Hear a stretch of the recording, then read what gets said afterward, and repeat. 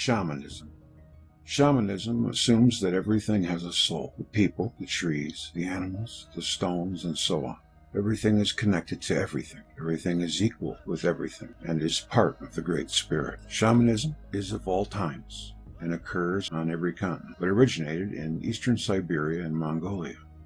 The word shaman comes from the Tungus, a Siberian language, and means the aesthetic anthropologist assumes that shamanism originated in the Old Stone Age. It is probably the forerunner of many other religious and magical traditions. Shamanism now. Some Native Americans assume Western people of misusing their rituals and views, and they are quite right, because Western society has little information about their own ancient rituals and the customs of their ancestors. And yet we feel the shamanic attraction, and we want to delve into this. But because the current knowledge of shamanism is based on that of cultures in which this still plays a role, it is also logical that our attention mainly focuses on the shamanism of Native Americans.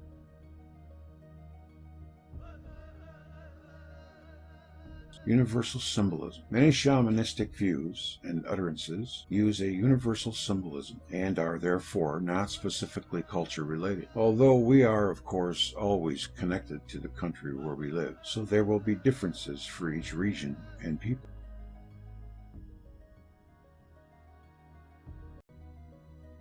What is a shaman? A shaman is a kind of bridge, an intermediary between the people and the spirit world. The shaman also works for people who have problems or are ill. The shaman tries to rebalance disturbed balance. With ritual dances and drums, rattles, and the voice, the shaman evokes a state of consciousness with which he brings himself into a trance, a state of mind that makes it possible to travel through different worlds and to make contact with personal helper spirits. Such a ritual almost always follows a fixed pattern. The shaman dances and sings, often in special clothing, and uses a drum or rattle to get into trance. When the shaman returns from the travels, he reports on his journey to other worlds. There are 3 worlds, an upper and an underworld, and the world as we know it, the physical world. The latter is called the middle world. In these other worlds, you will find guides, spirits, and ancestors. During his training, a shaman gains the skill to make contact with other worlds, supported by helpers such as totem animals, totem trees, and nature beings. When shamans go into a trance, their soul travels to the upper world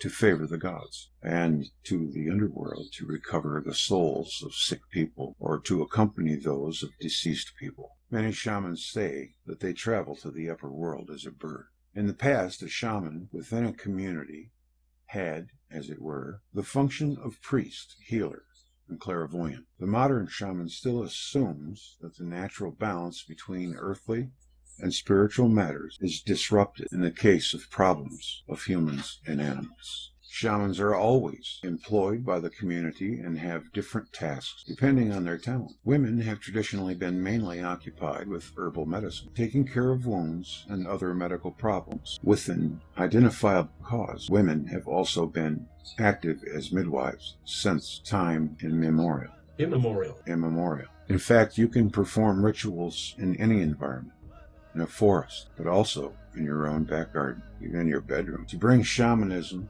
into our lives, we do not have to reproduce the rituals of other peoples one by one. Guides can also contact you through your dreams. Look around you at what is now playing a role in your life and ask yourself, what is needed in your immediate environment? Look for the balance and offer support where necessary and desirable. Do not insist on anything. Respect your fellow man, including those with a different opinion. Reset Act.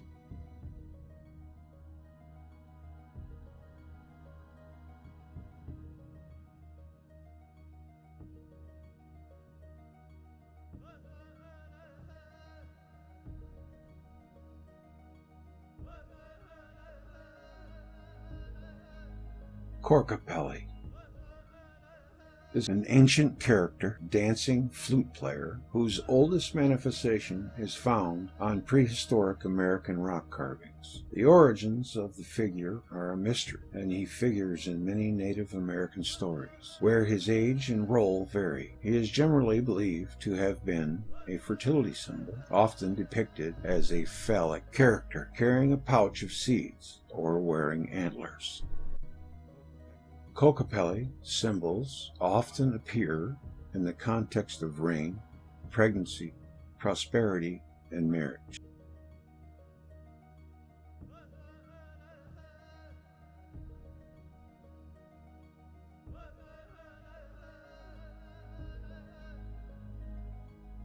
Power animals. In shamanic belief, everything is alive and carries with it power and wisdom. Power animals are an essential component of shamanic practice. They are the helping spirit, which add the power of the shaman and are essential for success in any venture undertaken by the shaman. Shamans believe that everyone has power animals, animal spirits which reside with each individual, adding to their power and protecting them from illness, acting similarly to a guardian angel. Each power animal that you have increases your power so that illnesses or negative energy cannot enter your body. The spirit also lends you the wisdom of its kind. A hawk spirit will give you hawk wisdom and lend you some of the attributes of the hawk. Everyone has a power animal. Everyone is thought to have a few of these guardian power animals from childhood on. Over the course of her or his life, a person may have several, especially I think if you were an animal in a previous life, I would think. If a power animal leaves and one does not come to take its place, the individual is considered by the shaman to be disempowered and therefore vulnerable to illness and bad luck. Power animal retrieval is a healing where the shaman goes to find a new power animal for you. Power animals do not have to be mammals and can be reptiles, insects, or sea creatures. Any living creature can serve as a power animal. Trees can serve as plant and spirit guides. Domesticated animals are generally not considered power animals, because they are already in service to human beings. It is possible to have a domesticated animal, but it is more likely to have a wild, untamed animal serve in the capacity of power animal. The gifts that a particular animal is thought to give an individual varies depending on the culture, although there are certain consistencies for certain animals. A particular power animal can come to help you with an issue that is very specific for you. It is important not to lock each animal into a category and be open to the gifts it may be coming to share with you. If you are looking for a book on power animals, Animals Speak by Ted Andrews is very popular.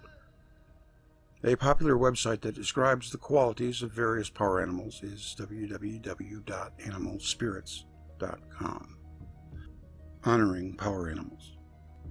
It is important to honor your power animal. In many Western cultures, we are not taught to value animals or the gifts that they add to our lives and the world around us. In shamanic work, the power animal is essential. For a shaman who has no power is not going to have very good results. On a personal level, by honoring your power animal, you let it know that its assistance is appreciated. The spirit of the animal is giving up its mobility in order to spend its time with you and assist you with your life. Also, by honoring the power animal, we make deeper connection with it. Honoring it can be as simple as saying a thank you inside yourself, or getting an object which represents it and putting it where you can see it as you go about your day. Shamanic practice honors and acknowledges the life and wisdom that exists in all things. Everything is believed to have something to teach you, and animals are thought to have a wealth of wisdom and protection to offer you. I know that my son Nathan has taken to sloths and pandas, and I don't know where it came from. He just loves them. Perhaps those are his power animals.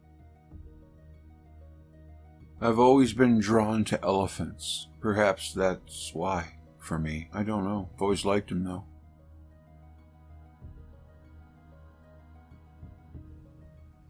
Finding your power animal. If you would like to find out who your power animal is, consulting a shamanic practitioner is an option. But to discover this on your own, you can ask for a dream and see if anything comes up. You can ask the power animal to show itself to you. And if you start seeing one or another animal frequently, that would be its best way of revealing itself to you. For instance, you are flipping through the channels and see an elk on a nature program. Then later you hear someone talking about going to Elk Grove Village to visit your cousin.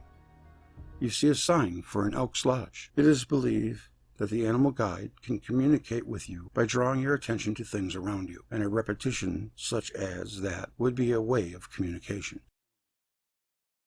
I scoff at nothing, because of course some things sound out there, but that's only because I'm not familiar with that. Why do spirits communicate in symbols? Anyone who has done a few shamanic journeys knows that questions are very rarely answered with yes or no answer. You may also visit a shaman and find that the information they give you is frustrating or doesn't seem to be clear. Why do journeys get communicated in stories and symbols? The information that comes on a shamanic journey is almost always trying to convey something deeper that can be put into words. Words can be rather limited in what they can convey, and yes or no answers do not often convey much depth of understanding or truth. If you take a moment to think about word meaning, you can see what I mean. For instance, what does it mean when someone says they are sad? How much is it? How strong? Is it light or heavy? Is it passing through in the moment? A person would have to use a bunch of words if they wanted to convey exactly in which way they are feeling sad. Many of the words we use have this limitation, and the purpose of a journey is not just to answer a question. There's a deeper reality to any question you pose. Why you are having trouble finding a job right now? What would you need in order to move forward? Even questions of should I or should I not do this thing are tied to more than one aspect of your life, your being and your history. So when you get an answer, it is in the form of a story or a metaphor, or even a sensation or a smell. It is meant to convey something. The stories and metaphors are usually not literal. When you ask a question in a journey, the purpose of the answer is not only to give you a deeper understanding, but it is also meant to shift you into a new direction. Sometimes you get an answer that makes no sense to you, and one day what it means becomes clear. Sometimes the answer may never be clear to you. The answer may not need to be clear. That is, because a journey answer is meant to speak to you on many levels. Some of these are levels that you may not be conscious of. Your subconscious is aware of a bunch of stuff that you never think out loud. For instance, many of us have had that moment where we said, I knew there was something wrong with that person. Maybe it was a boyfriend or a girlfriend, neighbor, or business associate.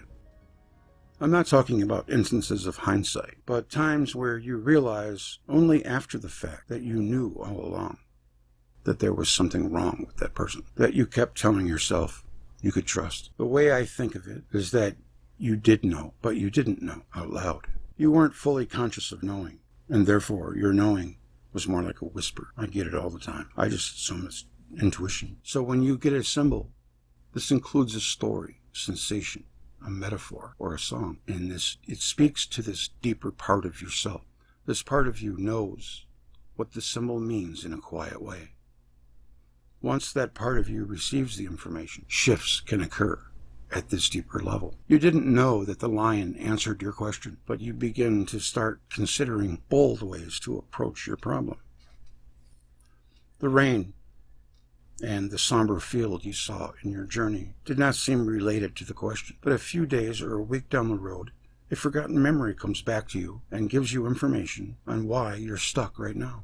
The field and the rain conveying a feeling, and a deeper part of yourself found that related memory and brought it back into your awareness. I'm always drawn to the rain. That's something about it. I can't really explain it, but I love rainstorms.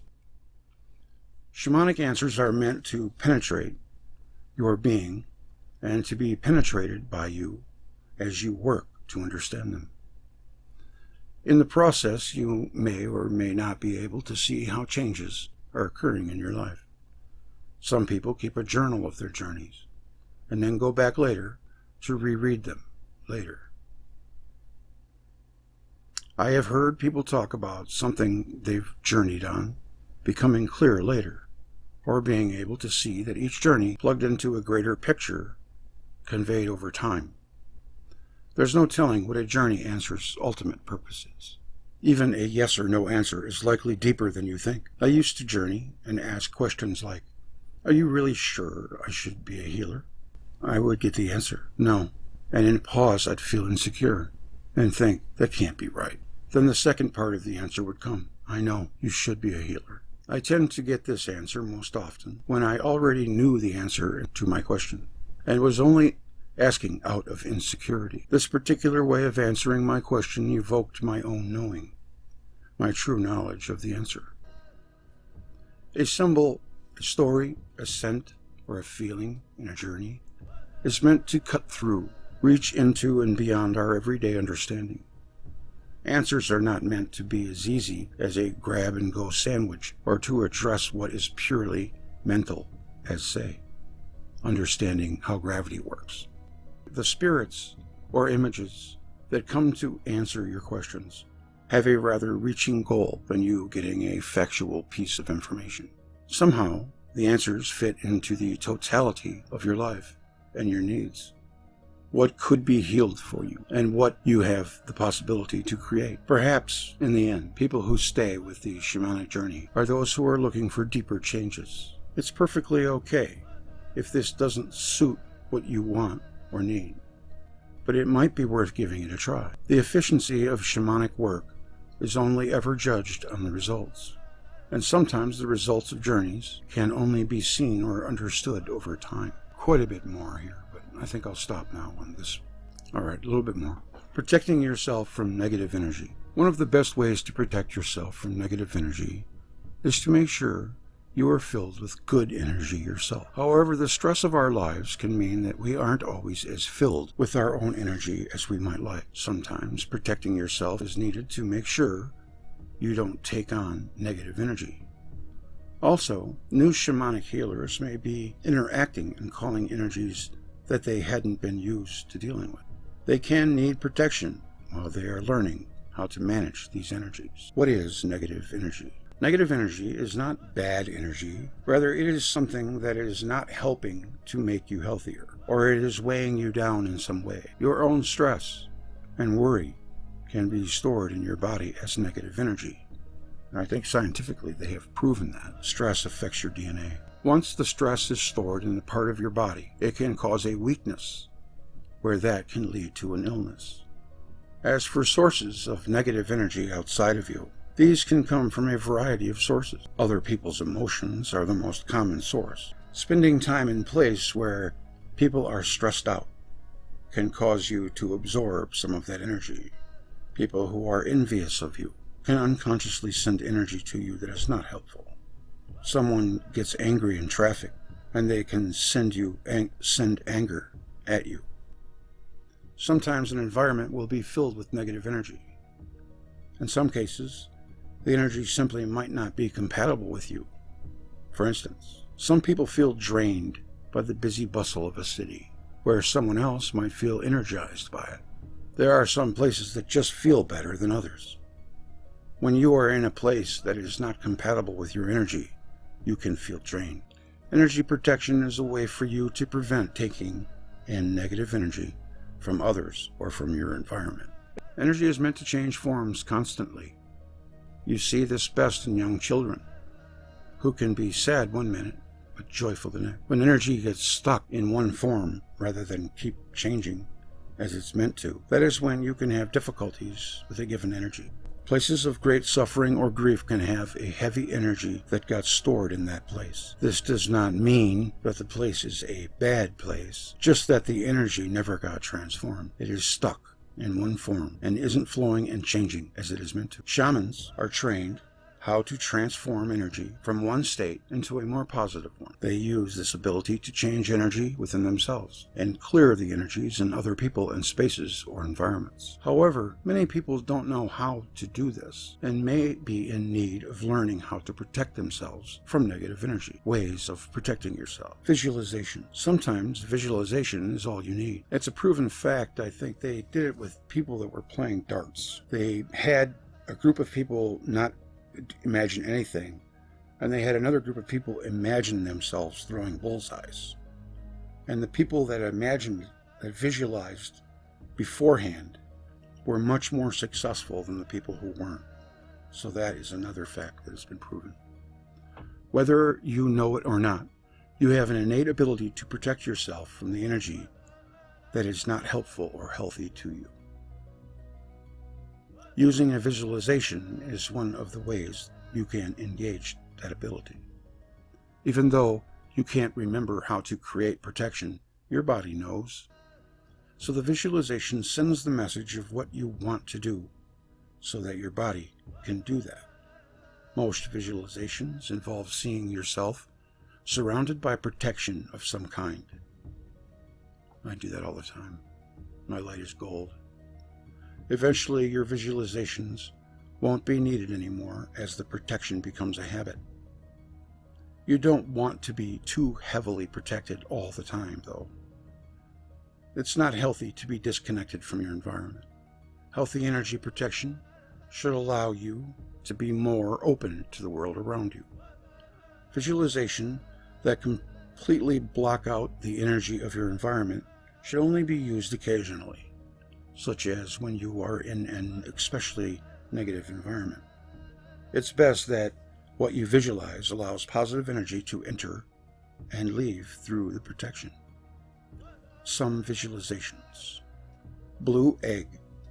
Visualize a see-through blue egg that allows good energy to come in and out and keeps bad energy out. The egg surrounds you as you go about your day. Mirror. Visualize a mirror that bounces negativity energy back to the sender.